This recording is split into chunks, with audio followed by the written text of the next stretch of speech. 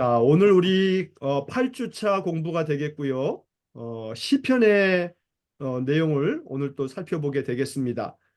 여러분 그 화면에 보시게 되면 그 화면에 파란색 그 안쪽에 하얀 글씨가 하나 있어요. 조금 작은 글씨긴 합니다만 시편은 헌신의 언어다 음, 라고 하는 말이 있고 시편은 음, 성경의 축도다 라는 말이 있어요. 어, 요거를 그 340쪽 맨 위에다가 한번 좀 메모를 좀 하나 해 놓으실까요? 시편은 헌신의 언어다. 누가 한 말이냐면 어거스틴이 한 말이에요. 이 어거스틴은 어, 기독교 초대교회의 굉장히 위대한 성인이죠.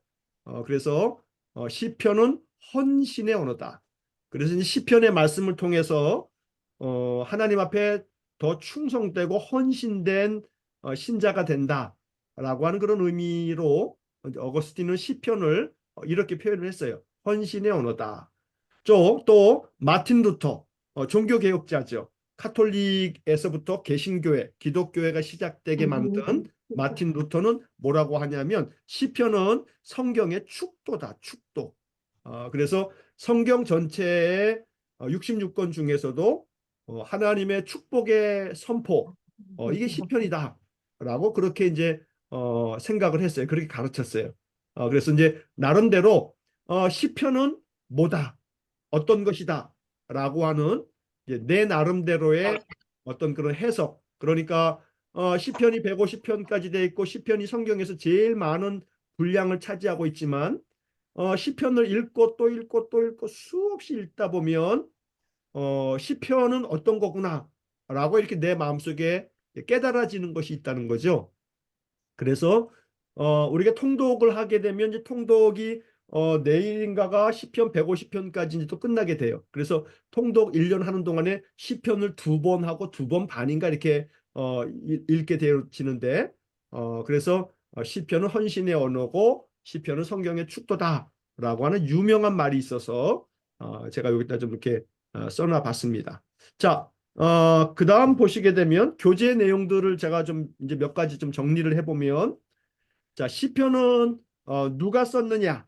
그런데 시편을 쓴 사람이 너무 많아서 340쪽하고 341쪽에 시편을 기록한 사람, 시편의 저자에 대한 이야기가 많은 분량으로 나오죠. 다른 성경들에게서는 뭐 누군지 모른다. 이제 그런 것들이 많았는데 시편에는 누가 썼다라고 하는 그런 저자가 분명히 밝혀져 있기 때문에 우리가 그걸 알 수가 있죠. 그래서 시편을 보게 되면 그 숫자 바로 위에 보게 되면 제목이 있으면서 다윗의 시 뭐 이런 식으로 누가 쓴 시인가를 밝히고 있어요. 자, 그래서 그 교재를 보시게 되면 첫 번째로는 다윗이 나오죠. 시편은 누가 썼느냐? 시편을 기록한 사람에 있어서 시편의 절반에 해당되는 75편을 기록한 것이 다윗이죠. 그러니까 시편의 절반을 기록한 사람 다윗. 이 시편의 그 절반 75편 75개 시가 다윗이 기록되어졌다고 하지만 이거는 어, 여기 지금 보면은 그 가번에 73편의 시편, 그러니까 73개는 다윗의 시라고 정확하게 밝혀져 있어요. 그리고 이게 다윗이 기록했다라고 하는 것이 정확하게 명시되어 있다 이렇게 우리 교재에 써 있죠. 밝혀져 있으니까 이건 다윗이 쓴 거를 분명히 알 수가 있어요. 그런데 그 밑에 나번에 보면 시편 2편하고 시편 95편 같은 경우에는 다윗의 시라고 써 있지 않지만 신약 성경 사도행전 4장 25절 그리고 히브리서 4장 7절을 보면 각각 사도행전 4장 25절은 시편 2편을 인용하면서 다윗의 입을 통해서 성령으로 말씀하시기를 그러면서 시편 2편을 인용하고 있다는 거죠. 그래서 이거 시편 2편에는 다윗의 시라고 써 있지 않지만 이거 다윗의 시가 맞구나 이렇게 알게 되는 거죠. 그래서 그 옆에 왼쪽에 파란색으로 조그만 글씨로 사도행전 4장 22절이 거기 써 있어요. 또 주의 종 우리 조상 다윗의 입을 통하여 성령으로 말씀하시기를 그 다음에가 이제 시편 2편에 나오는 말씀이죠. 어찌하여 열방이 분노하며 족속들이 허사를 경영하는고.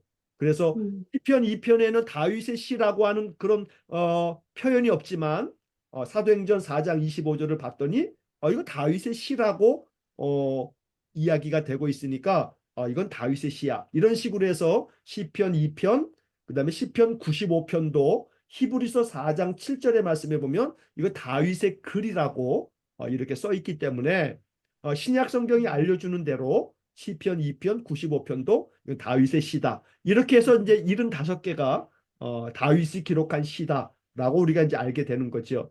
뭐 중요한 건 아닙니다만 사실은 75개뿐만 아니고 절반에 해당되죠. 150편이니까. 그런데 이제 뒤에서 이제 맨 마지막에 무명시 341쪽에 보면 거기 중간쯤에 까만 글씨로 무명시 이름이 없단 말이에요. 이름이 없는 시편들이 많이 있는데 그 이름이 없는 시편이 시편의 한 3분의 1 정도가 돼요. 한 50여 편 정도가 되는데 이 중에서도 신학자들 중에는 이것이 다윗이 기록했을 거야 라고 추측하는 시편들도 또 추가적으로 많이 있습니다. 그런데 그것은 정확하게 이렇게 다윗이 기록한 시라고 딱 잡아서 말할 수가 없기 때문에 그냥 무명시 이름이 없는 그런 저자의 이름이 없다라고 이렇게 말하고 있지만 그러나 이제 이름이 기록되어 있는 다윗의 시는 이렇게 75개가 되겠다라고 하는 겁니다. 자, 그 밑에 보면 다윗의 시편에는 목자, 음악가, 용사, 왕으로서의 다윗의 폭넓은 경험이 녹아 있다. 그래서 다윗이 자신의 인생 속에서 경험했던 것들을 시편으로 이렇게 표현하면서 기도문으로 또 찬송가의 가사로 시편이 그렇게 이제 사용이 되어지는 거죠. 자, 그래서 이제 그런 내용들이 있고, 자, 그 밑에 박스에 보면은 밑줄이 하나 거져 있는데, 시편은 다윗의 내면을 들여다볼 수 있는, 그다음에 그 밑에 밑줄에다가 창문이라고 좀 써놓으십시오. 창문, 창문. 그래서 시편을 통해서 다윗의 마음이 어떠한지를 볼 수 있는 다윗의 그 내면의 다윗의 영혼, 다윗의 마음이 어떠한지를 볼 수 있는 게 바로 시편이다. 그래서 시편은 다윗의 내면을 들여다볼 수 있는 창문이다. 예, 이렇게 이제 표현들을 하게 됩니다. 자, 여기서는 이제 다윗이 그렇게 75개의 시편을 썼다라고 하는 것이고, 자, 그다음에 밑에 이제 아삽. 자, 아삽이라고 하는 사람은 12개 시편을 썼습니다. 그 옆에 보면 50편, 그 다음에 73편에서 83편까지 거기 가보면 그 시편을 보면 시편 50편에 그 제목에 보면 아삽의 시라고 이렇게 써 있습니다. 자, 이 아삽이 누구냐면 음악 사역을 인도했던 제사장 이렇게 이제 써 있죠. 이 아삽은 그 옆에다가 이렇게 좀 하나 써 놓으십시오. 초록색 요거. 역대상 16장 4절 5절. 역대상 16장 4절 5절. 여기 보시게 되면 이 아삽은 레위 사람인데 찬양하는 일에 있어서 우두머리다. 아삽은 우두머리라고 하는 표현이 나옵니다. 그래서 요즘식으로 얘기하면 찬양대 대장입니다. 성가대 대장, 성가대장 뭐 이렇게 이해할 수가 있겠어요. 그래서 아삽은 다윗 왕 때에 활동했던 어, 레위 사람 제사장이기도 하면서 찬양대장이다라고 이렇게 생각하시면 됩니다. 이 아삽이 12개의 시편을 기록을 한 겁니다. 자, 그다음에 이제 옆에 페이지 보시게 되면 어, 고라 자손이 나옵니다. 고라 자손이 나오는데 자, 이 고라 자손에 대해서는 거기 뭐라고 써 있냐면 노래하는 자들과 작곡가들의 공동체였다라고 하는 표현도 나오고 그 밑에 10편의 시편을 지었다. 그래서 42편하고 44편에서 49편까지 84편에서 85편까지 87편 이런데 보면 고라 자손의 시라고 이렇게 써 있습니다. 자, 이 고라 자손에 대해서는 그 옆에다가 이렇게도 좀 하나 메모해 놓으시죠. 모세를 대적했던 고라의 후손 민수기 16장 이렇게 좀 써놓으시기 바랍니다. 모세를 대적했던 고라의 후손. 자, 민수기 16장에 보게 되면 이 고라라고 하는 사람이 있어요. 민수기 16장에 출애굽할 때 고라라고 하는 사람이 있었는데 이 고라는 레위 지파 사람이에요. 그러니까 레위 지파 안에 모세도 있고 모세의 형 아론도 다 레위 지파 사람이죠. 그러니까 고라가 마음속에 화딱지가 났어요. 왜 똑같은 레위 지파인데 아론하고 모세를 하나님이 지도자로 세웠는가? 그래가지고 이제 이 고라가 다단, 아비람, 온, 그다음에 이제 백성의 지휘관들 250명하고 모세에 대해서 이제 마치 반역처럼 모세를 대적하게 되죠. 그래서 이 문제 때문에 하나님 앞에서 이 사람들이 심판을 받아가지고 땅이 갈라져가지고 지진처럼 땅이 갈라지면서 땅이 이 사람들 다 삼켜버리는, 그래서 이제 죽임을 당하는데 그런데 이 고라가 그렇게 죽을 때 고라의 세 아들들은 죽지 않습니다. 그래서 그래도 하나님께서 그들을 살려줍니다. 그래서 민수기 26장에 보게 되면 고라의 세 아들은 살아있다는 이야기가 나오게 됩니다. 그래서 이 고라의 그 세 아들로부터 쭉 이어지게 되는 후손들이 다윗 시대에도 고라 자손이라고 불려지는데, 이 사람들이 레위 지파 사람이기 때문에 이 레위 지파에서 찬양대 역할을 주로 많이 했기 때문에 바로 그 옛날 자기들의 조상은 모세를 대적했던 반역자로 심판을 받은 적이 있지만, 그러나 그 이후에 이 고라의 후손들 중에는 다윗 시대에서는 찬양대 열심히 하나님께 예배하는 예배자로서 그렇게 활동했던 사람들이 있었던 겁니다. 그래서 이제 고라 자손 이렇게 이제 표현이 되게 됩니다. 자, 그 다음에 보시게 되면 솔로몬, 여기서는 요 동그라미 좀 쳐놓으시죠. 시편 72편, 그 다음에 그 옆에 127편. 요거 외우기도 쉬워요. 72, 2자하고 7자하고 거꾸로 하게 되면 127. 이렇게 해서 시편 150편까지 중에서 솔로몬, 다윗의 왕인 솔로몬이 기록한 시편은, 시편에 지금 우리 성경책에 기록되어져 있는 것은 두 개만 나와요. 두 개만. 127편하고 72편하고. 그런데 이제 잠언에 보게 되면 솔로몬이 기록한 시가 참 그 외에도 많아요.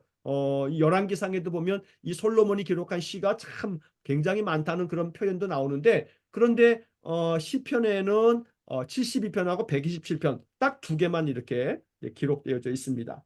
자, 그래서 이제 한번 이런 거는 두 개밖에 없으니까 시편 72편도 한번 찾아서 다시 한번 좀 읽어보시고 127편도 한번 읽어보시면서 이거는 솔로몬이 기록했구나, 이렇게 좀 한번 다시 한번 찾아 읽어보시면 좋겠습니다. 자, 그다음에 이제 모세가 기록한 시편이 하나가 나오죠. 시편 90편.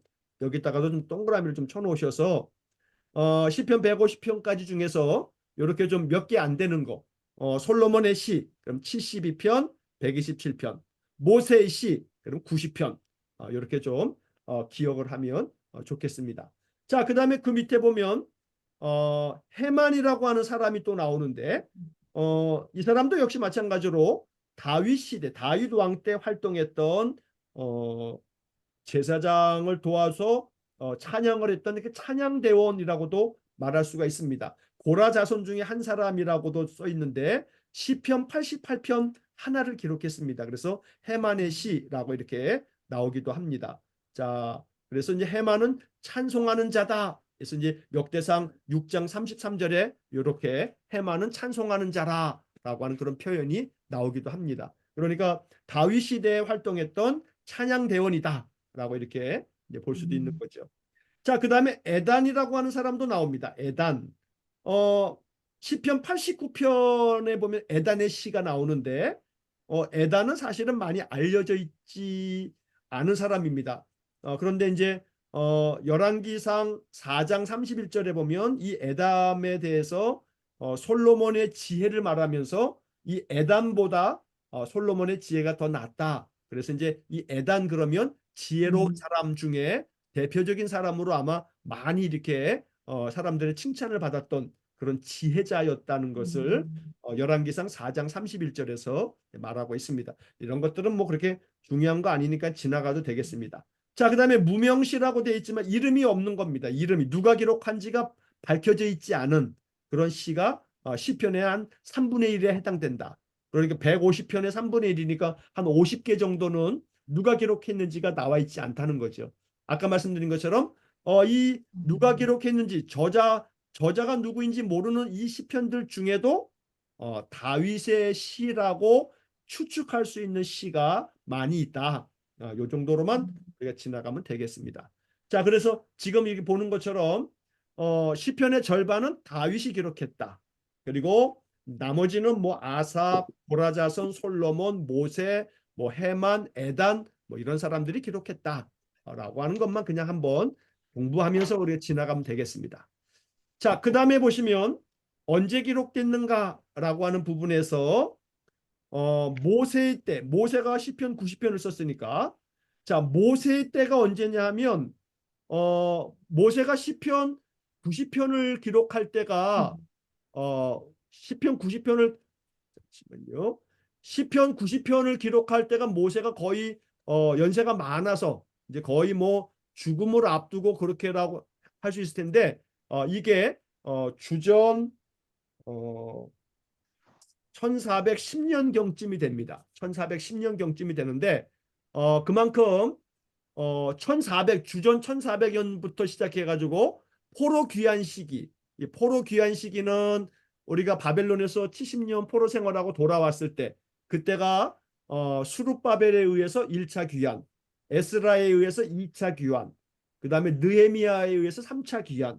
우리가 에스라 느헤미야 공부하면서 1차, 2차, 3차 귀환이 있다고 말씀을 드렸습니다. 그때 느헤미야가 3차 귀환을 했을 때가 주전 444년입니다.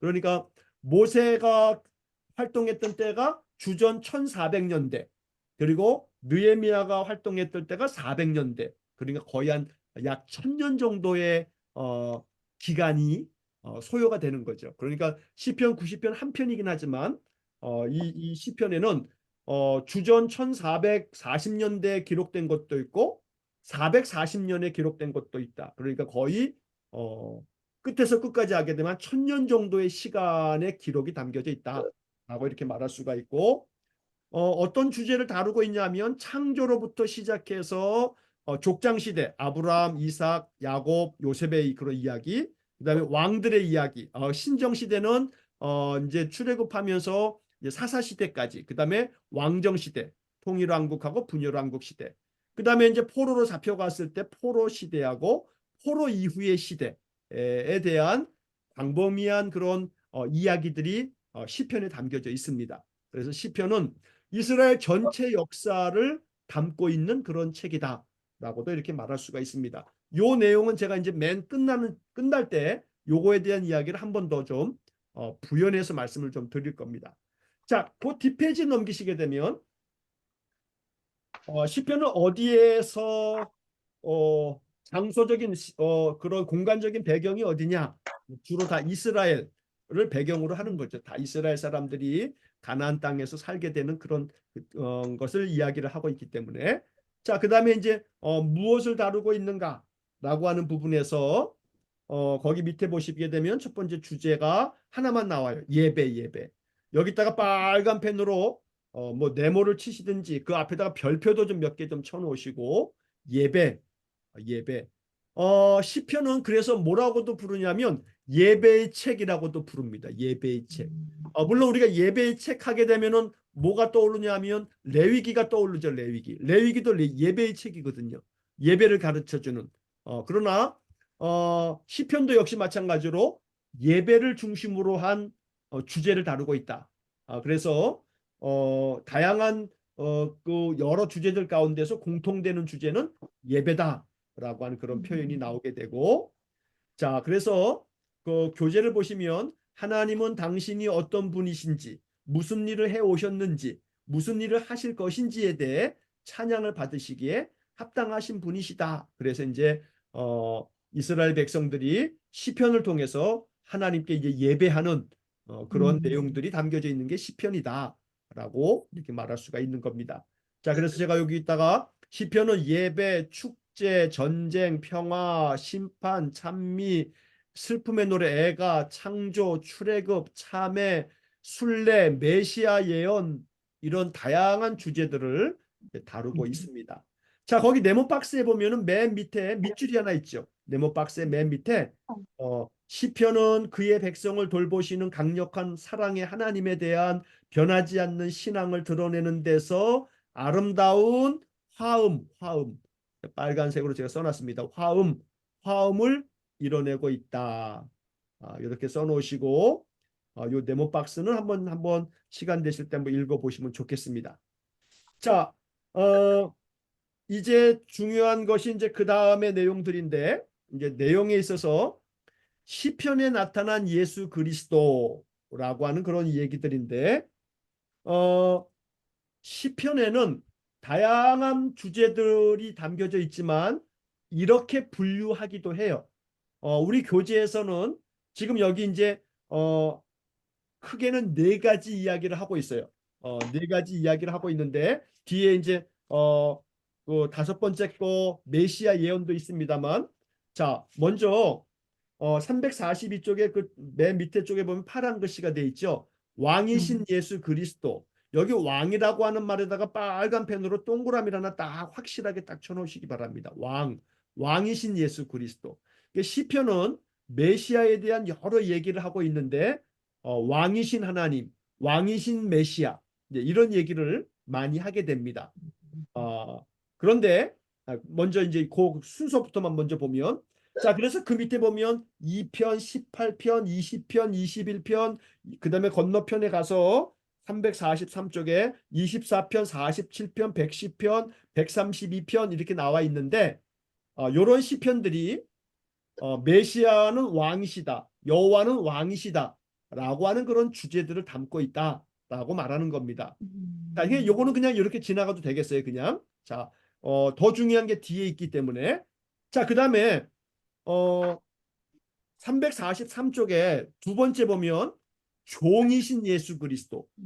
종에다가 동그라미를 좀 빨간 펜으로 종이신 예수 그리스도라고 이렇게 좀 쳐놓으시고 역시 마찬가지로 17편, 22편, 23편, 40편, 41편, 69편, 109편 이렇게 이제 써 있는데 이런 시편들이 하나님이 이스라엘 백성들을 돕는 그래서 메시아는 섬기는 자, 또 종으로 이 땅에 오시는 메시아다라고 하는 그런 주제들을 담고 있다 이렇게 말하는 겁니다.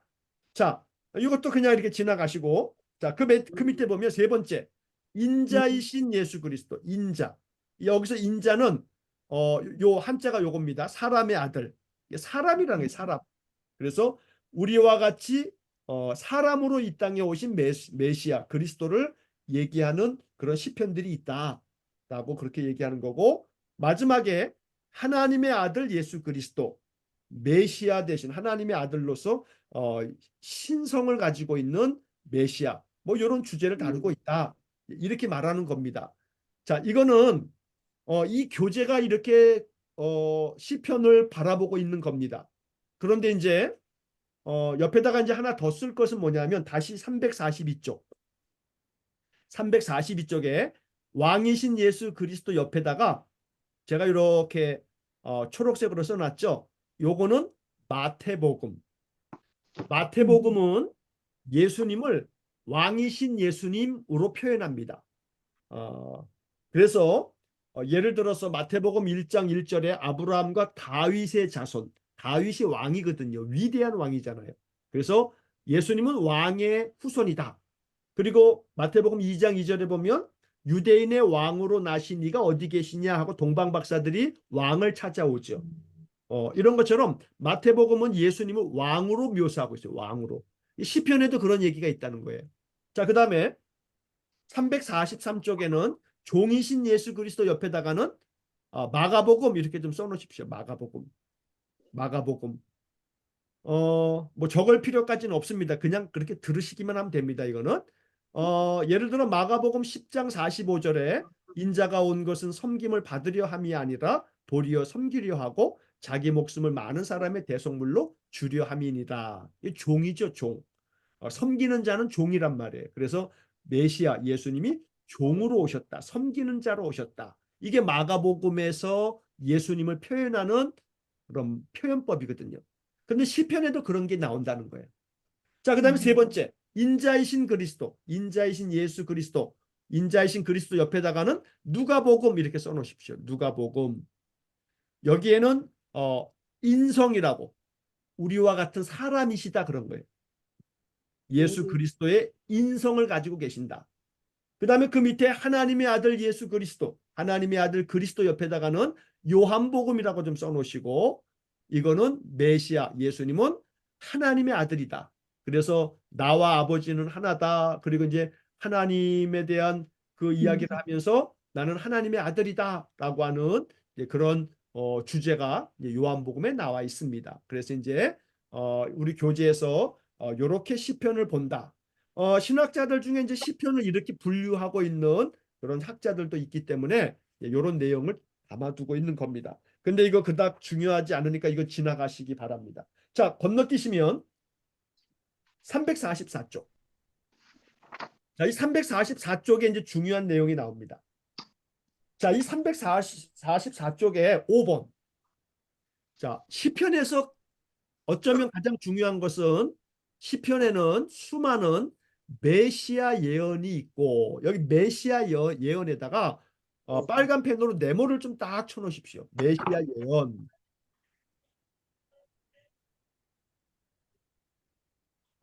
자, 메시아 예언 빨갛게 네모를 쫙 쳐놓으시고 자, 그 예언은 신약에서 성취되었다. 이제 이런 말이 나오죠. 그러니까 시편에 나오는 말씀들 속에는 신약 성경의 예수님에 대한 이야기를 예언해 놓은 메시아 예언이 많습니다. 그런데 그것이 신약 성경이 어떻게 성취되어지는가라고 하는 것을 나타내 보여주는 게 344쪽에서 345쪽까지입니다. 우리 교재에서 이 부분이 제일 중요합니다. 자, 그래서 이거 어떻게 하셔야 되는 거냐면 왼쪽 여백에다가 이렇게 좀 표시를 해 놓으십시오. 시편 9절, 시편 9절하고 신약 성경의 9절, 신약의 9절. 요게 지금 이렇게 화살표를 제가 해놨습니다만 요게 서로 연결된다는 거예요. 연결된다. 서로 연결된다. 시편 9절이 신약 성경에 나타나고 이 신약 성경은 시편에 나타난다. 라고 이렇게 이제 표시를 좀 해 놓으신 다음에 자, 그 다음에 이제 여러분들이 요거는 꼭 이렇게 해 놓으시는 것이 참 좋습니다. 어떻게 하는 거냐면 344쪽에 그 5번에 하나님께서 메시아가 하나님의 아들임을 선언하실 것이다.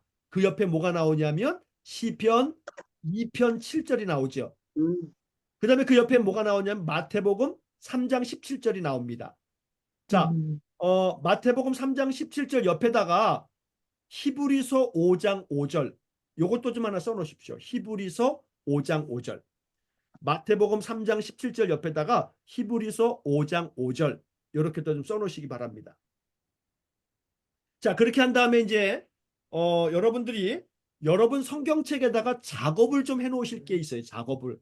어떤 작업을 하시냐면 자, 성경책을 다 옆에다 좀 한번 펴놓으시고 자, 시편 2편 7절을 한번 좀 찾아보시기 바랍니다. 시편 2편 7절.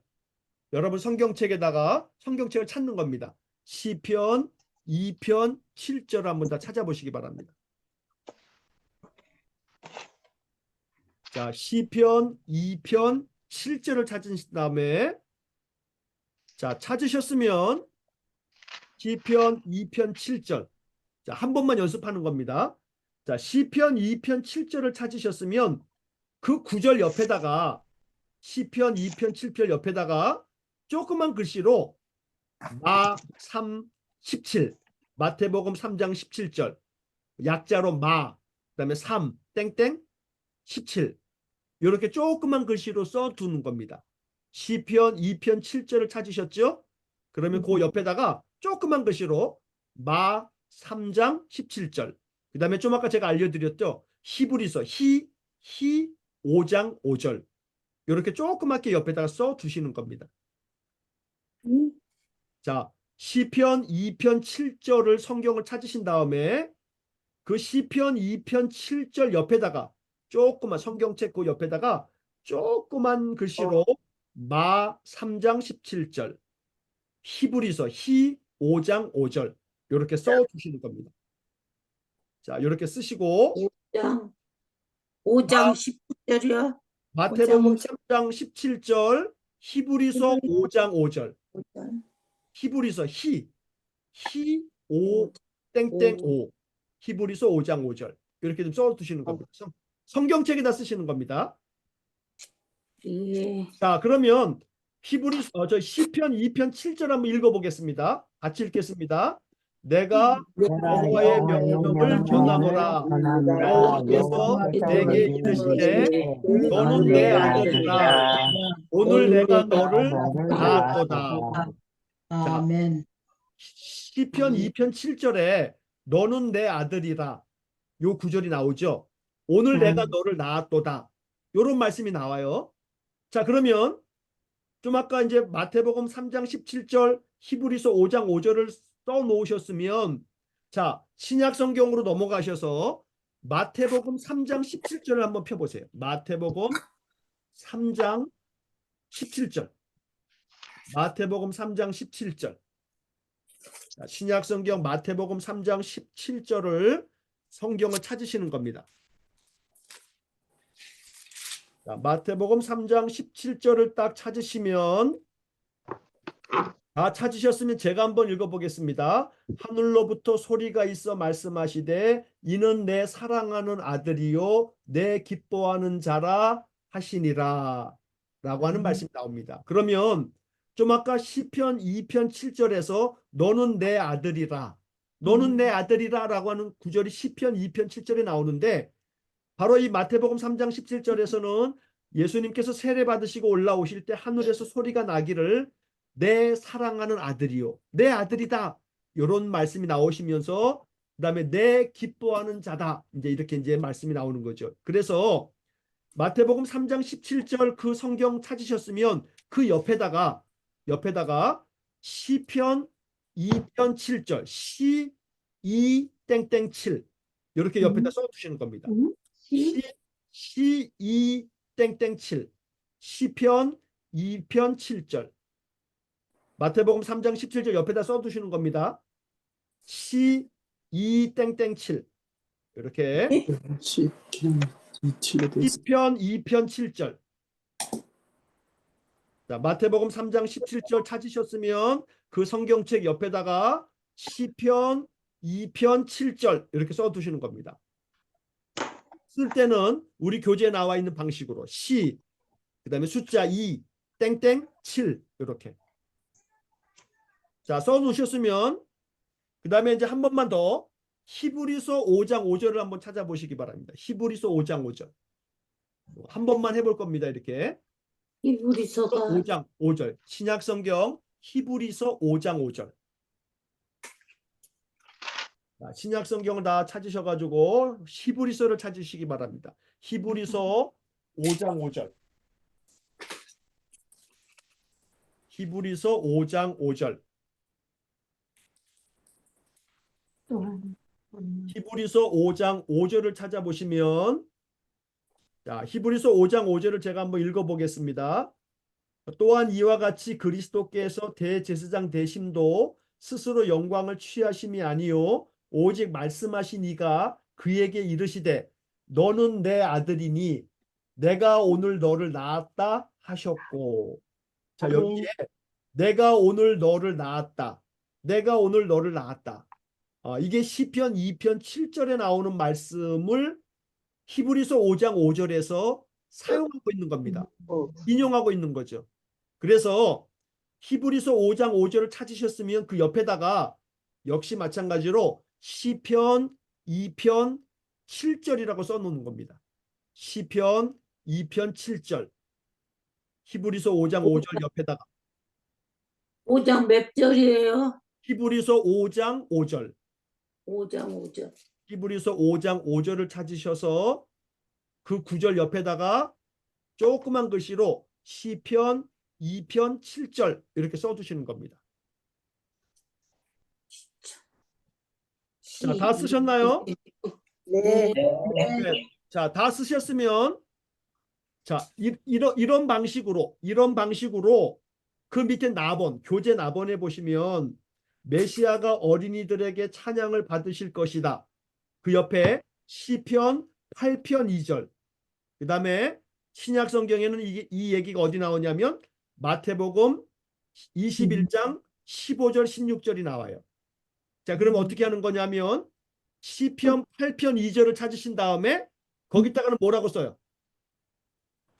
마태복음. 그렇죠. 거기다가는 마태복음 21장 15절 16절이라고 써주시는 겁니다.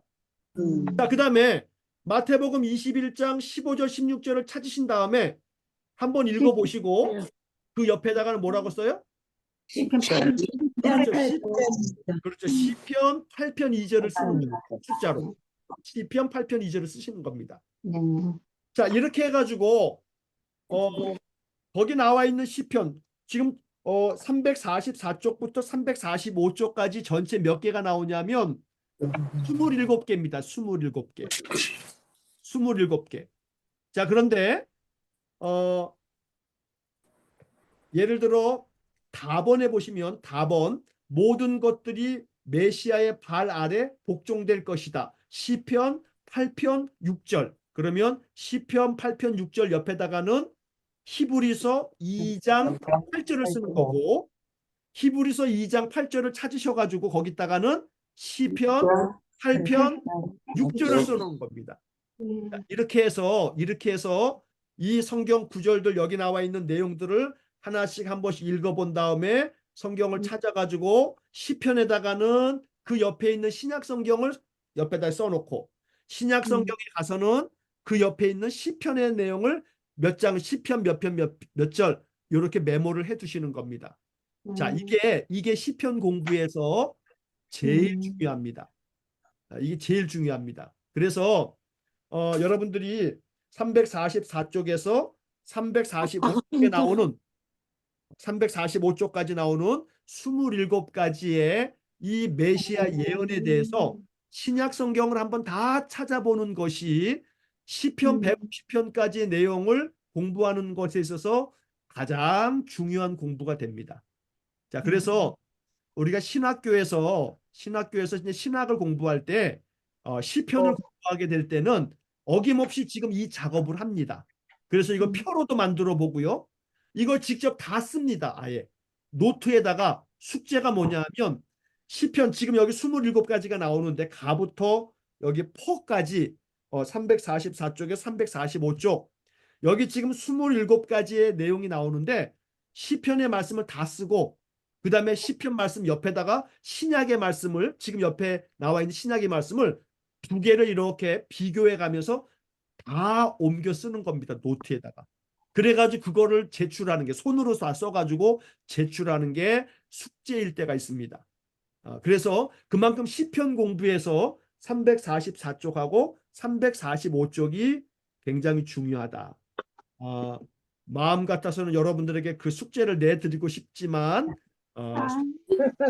숙제는 내드리시지 않는 대신에 여러분들의 성경책에다가 이렇게 꼭 성경을 다 쓰지는 않더라도 몇 장 몇 절, 그 다음에 저쪽에 신약에 가서는 시편 몇 편 몇 절, 여기 지금 메모가 다 돼 있으니까 이런 작업을 한번 하시고 나면 시편이 아주 굉장히 다르게 느껴지게 됩니다. 그래서 시편을 읽을 때마다 이제 이 작업을 한 번만 딱 해놓으시면 그러면 시편을 읽을 때 시편이 눈에 들어옵니다.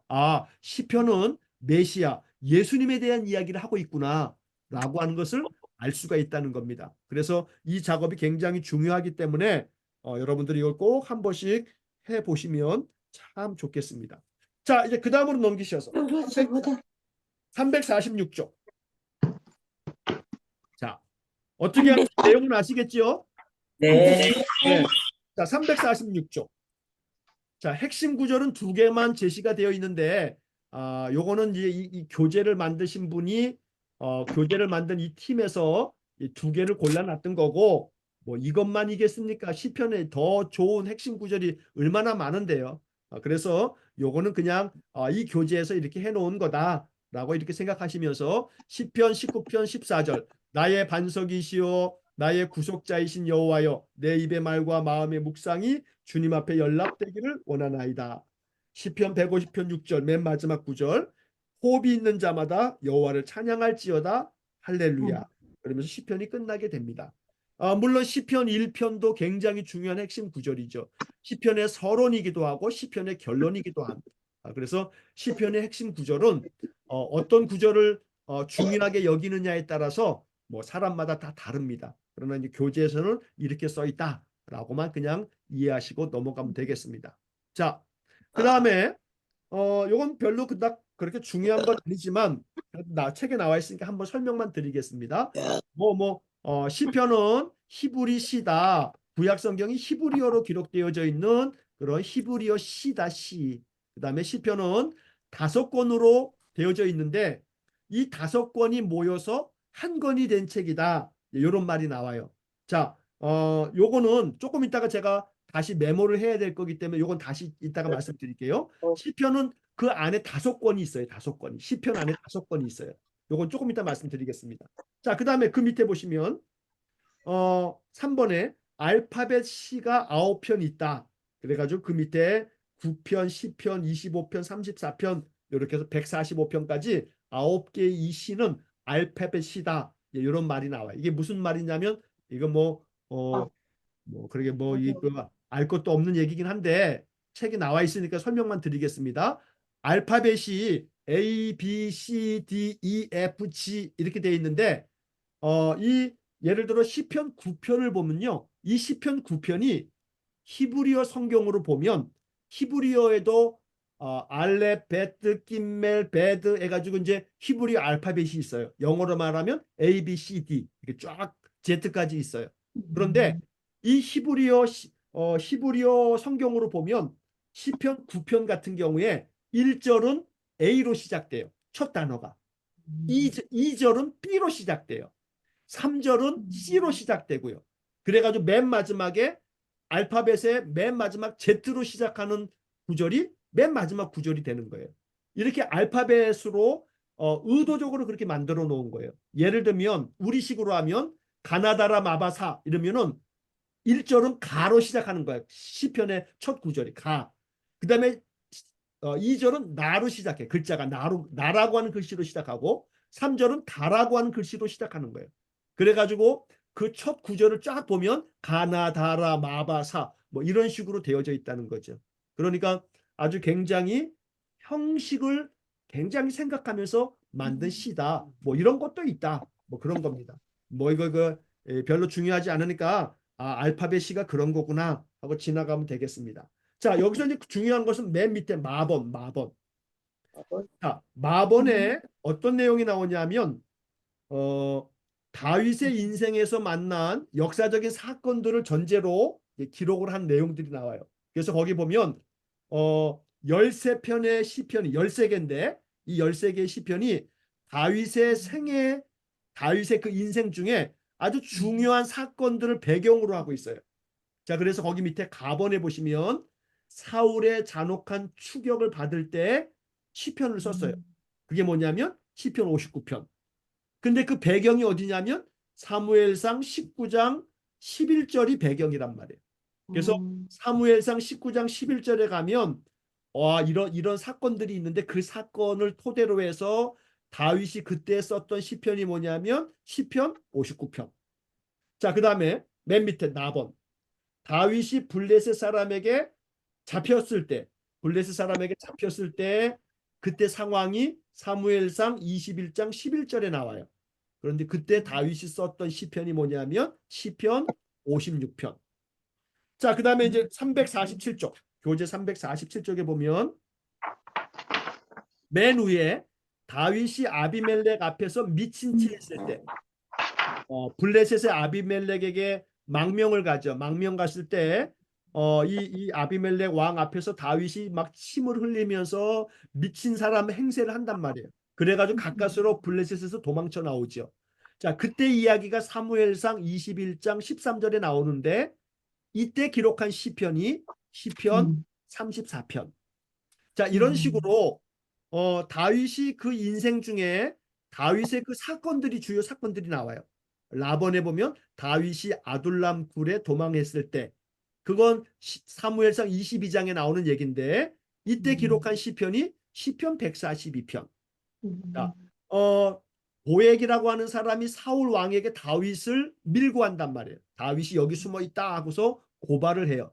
그때 이야기가 사무엘상 22장 9절에 나오는데, 이때 쓴 다윗의 시가 시편 52편. 52편. 시편 52편.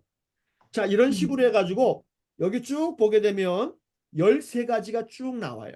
13가지가. 그래서 사무엘상, 사무엘하에 나오는 다윗의 그 이야기를 쭉 읽다 보면, 아, 이때 기록한 시편이 이거구나.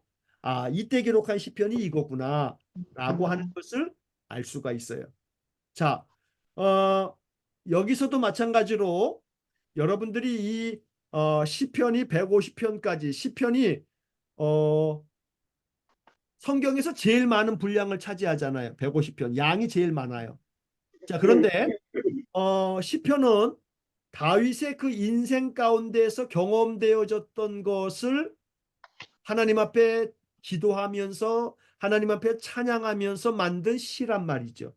그러니까 여기 지금 나와 있는 아까 신약 성경하고 시편하고를 왔다 갔다 하면서 적어 놓았던 것처럼, 여기 지금 13가지는 구약의 사무엘상 19장 11절을 펴신 다음에 그 옆에다가 시편 59편 이렇게 써놓고, 시편 59편을 찾아가지고 시편 59편 옆에다가는 사무엘상 19장 11절 이렇게 써두는 겁니다.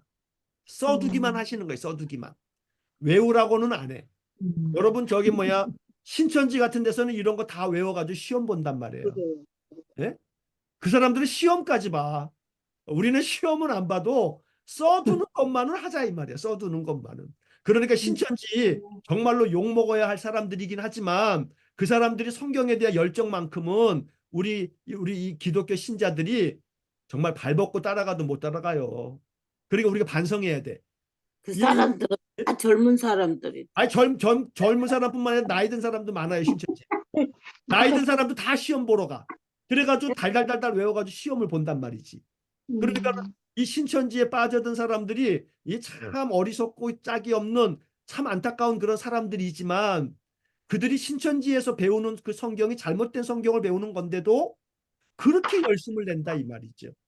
왜 이 말씀을 드리냐면, 우리는 시험은 보지 않지만 제가 지금 말씀드린 것처럼 사무엘상을 찾으신 다음에 그다음에 그 옆에다가 그 옆에 시편이 써 있잖아요. 그러면 그것을 시편 몇 편 요렇게 내 성경책에다 써두라 이 말이죠.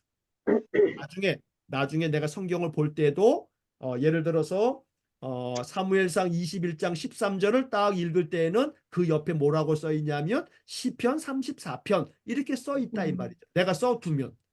그럼 나중에 성경을 읽다가도 사무엘상 21장 13절을 딱 읽을 때 옆에 메모가 돼 있기를 시편 34편 메모가 돼 있으면, 한 번쯤 시편 34편을 가서 한번 읽어보고 그다음에 그 장면을 생각해 보는 거, 이것이 성경 공부에 굉장히 중요한 방법입니다. 신학교에서 성경 훈련을 시킬 때 이렇게 훈련을 시키는 거예요. 그래서 이거 숙달되게끔 열심히 이것을 보고 또 보고 또 보고 이렇게 훈련을 해요. 그러면 이제 성경이 여기서 저쪽으로 잘 이게 연결이 돼, 연결이. 그래서 구약 성경의 이야기를 신약 성경에서 연결 짓고, 신약 성경의 이야기를 구약 성경으로 연결 짓고, 이러한 것들을 공부하면서 그렇게 한 번씩 해보면, 그러면 성경의 이야기가 내 머릿속에서 빙글빙글 막 맴돌면서 이 성경의 말씀들을 하나님께서 내 마음속에서 자유자재로 하나님의 말씀들이 조합이 된단 말이에요. 그래서 지금 말씀드린 것처럼 사무엘상 혹은 사무엘하의 말씀을 찾으신 다음에 옆에다가 요거는 시편 몇 편의 이야기다, 이렇게 좀 메모를 해두시는 그런 작업을 하시면 아주 굉장히 유익한 작업이 된다라고 하는 말씀을 드리겠습니다. 자, 이렇게 해서 거기 347쪽에 왜라고 하는 부분이 나오는데, 그 왜라고 하는 부분 나오기 전에 바로 위에다가 요걸 좀 하나 써놓으십시오. 요거 파란색에 다양한 삶의 경험에서 만들어진 개인 기도문이다 이 말이에요. 그래서 왜라고 하는 글자 바로 위에다가 13가지를 쫙 이렇게 살펴보고 난 다음에 결국 시편이라고 하는 건 뭐냐면 시편을 기록한 사람들의 다양한 삶의 경험에서 만들어진 그 사람들의 개인 기도문이 시편이다. 이렇게 써두시는 겁니다. 다양한 삶의 경험에서 만들어진 개인 기도문 이렇게 써놓으시면 됩니다. 이게 시편입니다. 자, 그러니까 어떤 점에서 아침마다 제가 6시 50분이면 우리 카톡방에다가 아침 기도문을 올려드려요. 자, 이 아침 기도문은 어찌 보면 우리 일산은광교회 성도들의 시편이다. 이렇게 볼 수 있다는 거죠. 그러니까 다양한 우리들의 삶의 경험을 내가 기도문으로 작성하면 그 기도문이 시편이 된다 이 말이에요. 그러니까 여러분들이 아침 기도문을 노트에다가 쫙 이렇게 옮겨 쓰시는 분들도 꽤 여러분들 계시거든요. 그런데 이제 여기는 쓴데 금방 잊어먹어요. 아이 그래 뭐 외울 필요 없어요. 그거 잊어버리는 거지 뭐 외워 그거를. 플러스면 잊어먹어. 아이 그래 괜찮아요. 괜찮아요. 자, 그런데 이제 그렇게 옮겨 쓰시면서 마음에 깊이 생각하는 거죠. 그것을 나의 뉘우치기는 기도로 많이 하죠. 나의 기도로 이렇게 삼으면서 마음속에 생각하는 건데 더 나아가면 한 발짝 더 나가면 여러분들의 마음속에 오늘 하루를 살고 내 표현으로 내 말로 짧은 기도문이라도 내 표현으로 오늘 하루의 생활 중에서 있었던 일을 가지고 내가 나의 시편을 기록하는 거예요. 나의 시편. 나의 기도문을. 그러니까 오늘 하루 동안의 내 삶 속에서 내 마음속에 느꼈던 거, 내 마음속에서 생각난 거, 내 마음속에 가지고 있는 기도 이런 것들을 나의 기도문으로 한 번씩 만들어 보는 이것이 이 시편을 공부하면서 우리가 마음속에 이렇게 생각해 보게 되는 그런 중요한 적용이 된다 이 말이죠. 그러게 시편은 다윗이 절반을 썼지만 시편을 기록한 사람들이 다 자기 자신들의 다양한 그런 삶의 경험에서 이런 기도문들이 만들어진 거예요. 그러니까 여러분들도 여러분들의 삶 속에서 몇 마디 몇 글자라 할지라도 여러분들의 기도문을 만들어가는 작업 이것이 굉장히 아주 시편에 대한 굉장히 참 아름다운 그런 말씀에 적용이 되겠다라고 하는 거지요. 그러니까 어찌 보면 시편 150편까지가 뭐냐라고 하는 것들을 아무리 많이 잘 공부를 했어도 그런 공부도 중요하지만 더 중요한 것은 내 마음속에서 우러나오는 나의 기도문을 한 편씩 그래도 한 달에 하나라도 일주일에 하나라도 나의 기도문을 한번 써보는 거 이건 굉장히 아주 중요한 시편 공부가 된다라고 말씀을 드릴 수 있는 겁니다. 그래서 제가 아침마다 보내드리는 아침 기도문을 이렇게 노트를 마련해서 쓰시는 분도 계시는 것처럼 그 노트에다가 일주일에 한 번 정도 주일날 같은 때 한번 여러분들의 기도문을 한 번씩 써보는 거죠. 여러분들의 기도문을. 그러면 이것이 바로 시편 공부다. 시편은 사람들이 써놓은 이 기도문을 내가 이렇게 생각하고 배우는 것뿐만 아니라 나의 기도문. 이거를 하나씩 만들어 보는 거. 이게 시편 공부의 아주 진짜 가장 중요한 어쩌면 삶의 적용이 되겠다라고 하는 말씀을 드려보는 겁니다.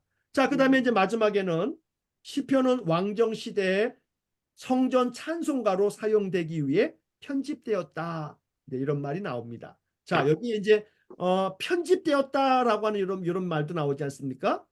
그런데 중요한 것은 성전 찬송가였다는 거예요.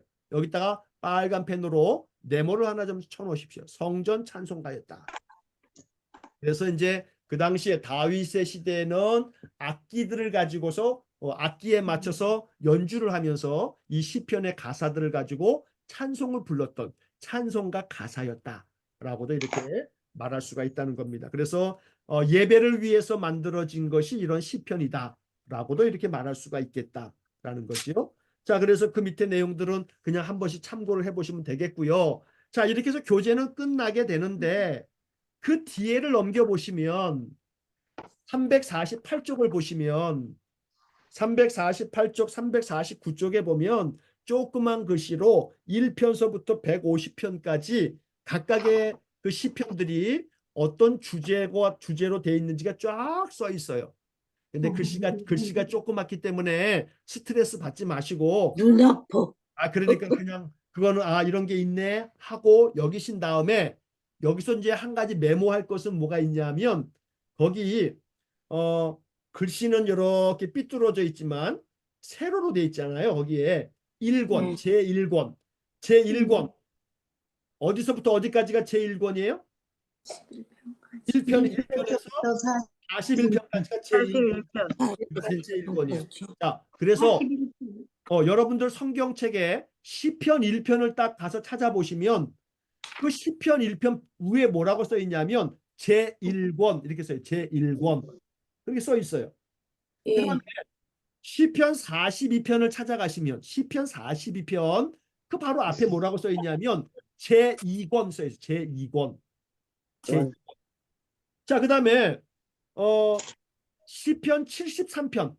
시편 73편을 펴시면 그 앞에 뭐라고 써 있냐면 제3권 이렇게 써 있어요.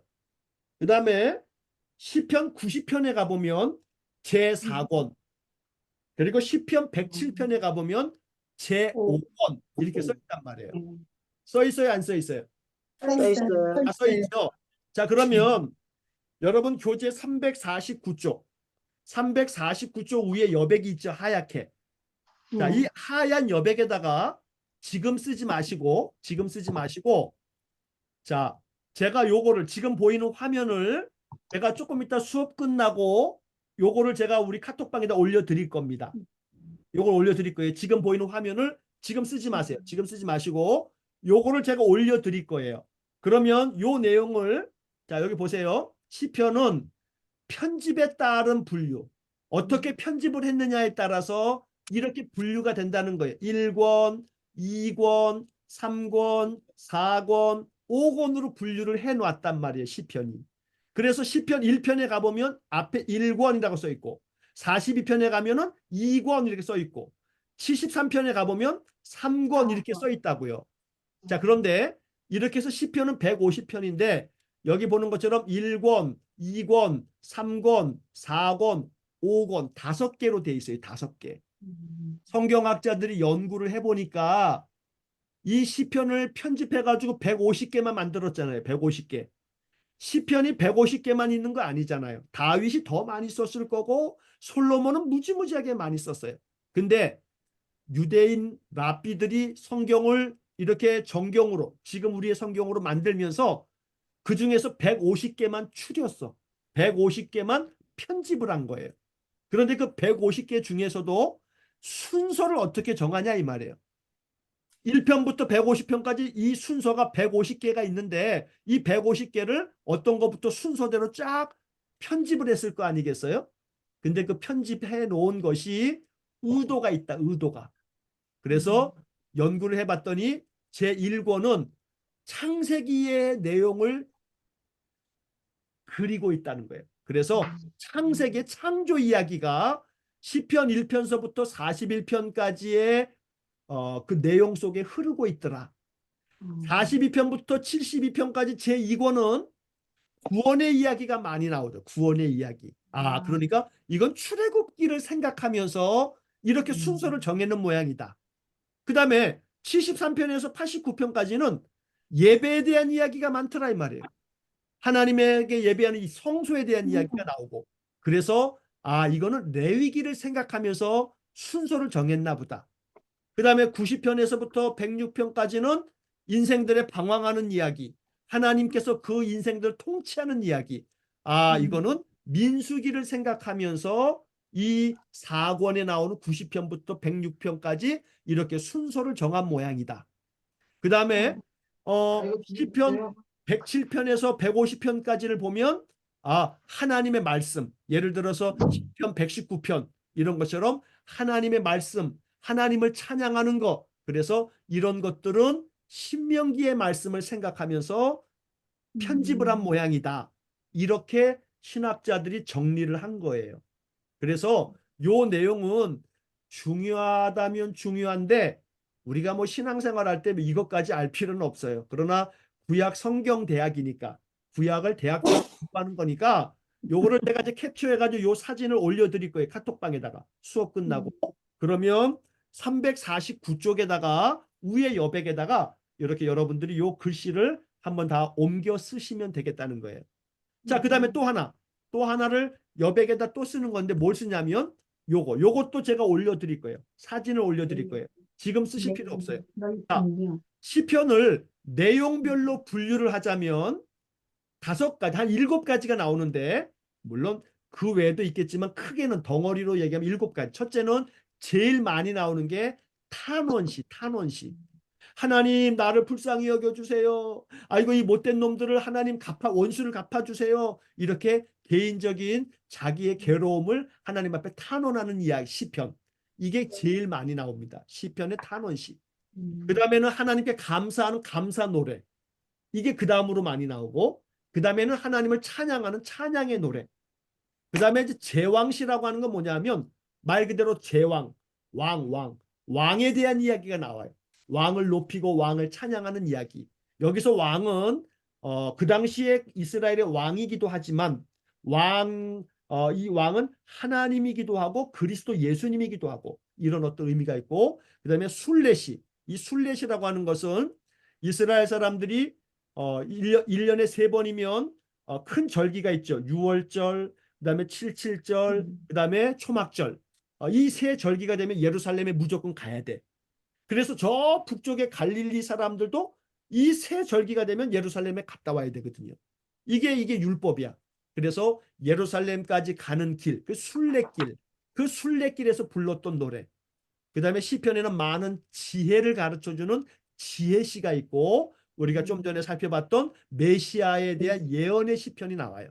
그래서 내용적으로는 시편을 이렇게 7가지로 분류하기도 한다라고 이렇게 우리가 신학교에서도 시편을 공부할 때 이런 공부를 해요. 그래서 탄원시를 다 찾아서 읽어봐요. 감사시도 다 찾아서 읽어보고 그래서 이건 감사시구나. 이거는 지혜가 담겨있는 지혜시구나. 그래서 시편이 어떤 종류의 시인가라고 하는 것들을 이렇게 구별하는 그런 것들을 훈련을 한다는 거죠. 자, 이렇게 해서 시편은 이렇게 분류가 된다. 요 2가지를 349쪽 맨 위에다가 여러분들 나중에 제가 사진을 올려드리면 메모를 하시면 되겠습니다. 자, 그대로 쓰면 되는 거. 요 화면을 제가 올려드릴 거예요. 그래서 그러면 핸드폰에 우리 그 카톡방에 올라온 걸 보시고 요거를 그대로 349쪽에다가 그대로 옮겨 쓰시면 되겠습니다. 자, 그 다음에 마지막으로 그냥 참고 삼아서 349쪽 아래쪽에다가 여백에다가 요거 그냥 하나 메모를 해 두시면 되겠어요. 요것도 제가 캡처해가지고 사진으로 올려드릴게요. 지금 쓰지 마시고 성경에서 가장 긴 장 시편 119편 절수가 얼마냐면 176절. 그 다음에 성경에서 가장 짧은 장 시편 117편 몇 절이냐면 2절. 두 개밖에 없어요. 제일 짧은 장.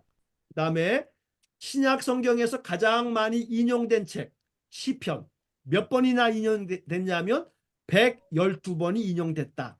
이렇게 신학교에서 공부를 하게 되는 겁니다.